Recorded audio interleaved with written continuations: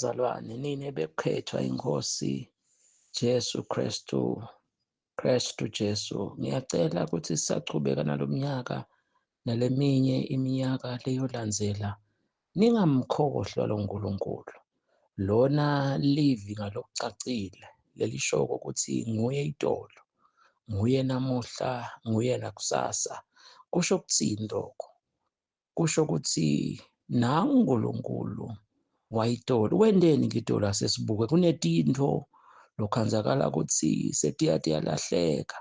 Ngize ngikhumbule livesi lesibuye sifundise ngalo ukuthi kuthiwa kuJudges 2 Joshua wafa naso sonke leso sizukulwane. Noma lebe bakhule naye lithi kwase kuvela sizukulwane. Hey Nkosi yami, lebe singamadi uNkulunkulu. Sesikhohlwe yonke imisebenzi lebe kayendile. Ningakhohlwa bazalwane, sengikhulumisa kwechegu elidala. Ungakhohlwa uNkulunkulu lakwendile. Ngikhumbula ngalesihlanu nasithi uNkulunkulu usinikethe igama ukuthi ususa lihlazo lethu. Sikuthathela ukuthi uNkulunkulu ukhuluma ukuthi kunelivesi lapha ku 2 John lelithi nje capelani bazalwane singalahlekelwa ngesikusebenzileyo. Sabe siyabala ngoba sibite bonke abantwana basekhaya solo sikulowo mkhankaso loyo labakhulela amagwaveni ngalozitha. Kuthi ngiyakhumbula siyakubona amawandla siyakubo Prince of Wales ngithi lapha sinethwa imvula wawuvala abanye ya kuthi ngithi laba kulala sithathwa nemfundisi simbuka lapha ngithi laba senyuka tinzaba. Besifikele mhla ka-8 enyangeni yesi-8 ukuthi lelo vesi nje ngicela ulibuke ukuthi masicaphele ukuthi nize ningalahlekelwa ngesikusebenzileyo. So ningakhohlwa bazalwane ukuthi lo nkulunkulu lona wendeni kuthiwa-ke wafa Joshua. Ngabe namhla sekunjalo kunabantu labakhohlwako. Lesho kuthini iBhayibheli nalithi nguye itolo. Wendeni ke lo nkulunkulu itolo sesithathe nje sicaphune. Lo nkulunkulu kunetinto latendile losingathi ufunza ube ukuthi ungaze ngale ndlela lena lokhanza simoya ingcwele uyalahleka kulabanye ukuthi hayi ngazi ukuthi letinto takusasida. Wase uNkulunkulu bantwana bayizali wenda ticathulo tabo tangagugi kusho yena. Ngicela kunganiketi lawo mavesi. Nguye itolo. Kuthiwa tingubo bebatigqokile bengashintshi. Nami bengibuka nje icathulo yebo icathulo mhlambe kwanzi ngigcoka leto but kubuka lenye impahla emasheti netikipa nemabhluku. Kuthi ukushintshe kangaka. Kuthiwa laba for 40 years. Simanga lesi. Yini ngathi niyakhohlwa yebandla laNkulunkulu. Yebandla.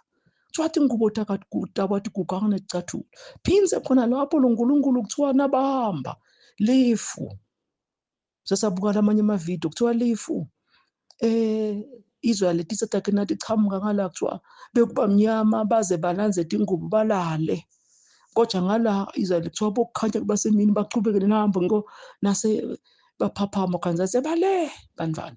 Sikhulumile solo sicela abantwana ukuthi why kuthiwa labanye babhabhatiswa efini kuMozi. Sakuchaza ukuthi lelifu bandela nje kubhabhatiswa, their adversaries, their enemies couldn't see them.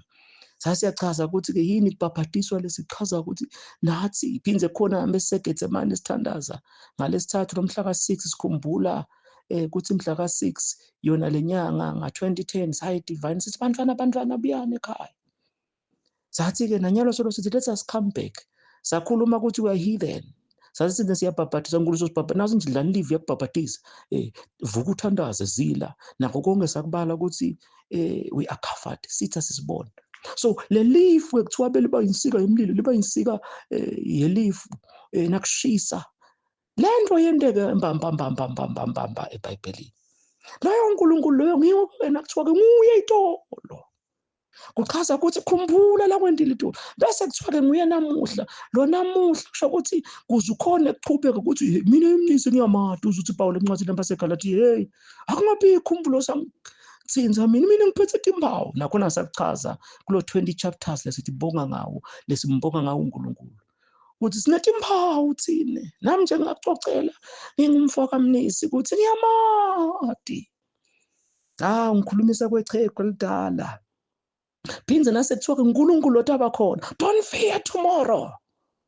ngase ngabhala nakubo Facebook ukuthi your past, your present, your future. Sakuchazela kunamanje nginto esikhathi ngoba director wami unethe isikhathi esincane la. Ngithi nje ngivele ngithi nguye idolo, nguye namuhla, nguye naphakathi.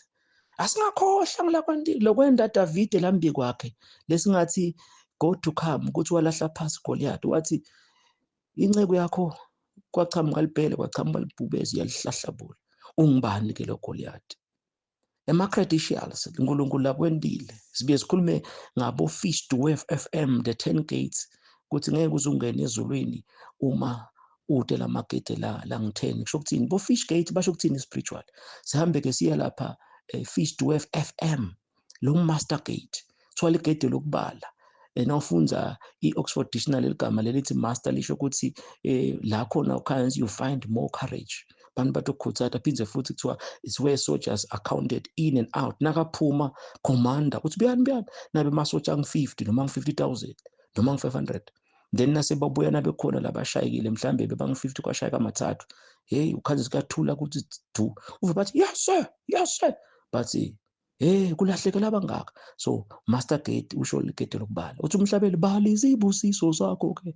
Nxa ukhathazeka emhlabeni la. Udiniwe apheli lamandla ke. Bali izibusiso. Ligede lokubala. Bazalwane. Ungakhohlwa ngiloko uNkulunkulu akwenzileyo. Fike inkosi yasimangalisa ukuthi nje sicale ejeni ngilapho ke ukuthi sathi nakuthiwa ke asicaphele singalahlekwa sikusebenzisileyo sasiyathandaza sakhotha bo James 5 kuthiwa emaholo etisebeni letavuna ayakhala sathi bonke laba labakhona konke uNkulunkulu liso lakhe liyabona sakhotha bo Hebrews 6 verse 10 kuthi uNkulunkulu akaswelo ngakalungi kuthi akhohlwa imisebenzi leniyendile egameni lakhe kuthi nikhondile labangcwele nisabakhonda futhi athi lesikhathi siphekile emakhaya sebenza emakhempini sangabonga phathi bokuleliso belisibona. Sathandaza ke lapho sibahola abazalwane. Sesiyangena kusina Elizabeth bana Zachariah kuthiwa they were blameless but bebethu umntwana. But yafika inkosi. Wathi ke Elizabeth yenze njalo inkosi emhleni ngibheke ngayo. Nathi ke sathi inkosi lokunye kusho ngathi uNkulunkulu uthi nya. But inkosi yasibheka. Satha lapho ngibona ngasuku ukuthathe kabi lokuthi nasithi ngalesihlanu ekseni sa declareisha ukuthi uNkulunkulu sonke lebesikhona. Ngoba sicela abantwana ukuthi kwakucala ijele. Ukhumbule ngiyakusummarize nje ukuthi kwakucala ijeni nanyalo kungumsombuluko ukuthi siyabhala nje namhla sekuthird day ukuthi kwathiwa sicale ijeni ukuthi uNkulunkulu uthi konke lesikusebenzile asilahlekelwa ngomvuzo. Bazalwane, don't forget what God has done for you. Amen.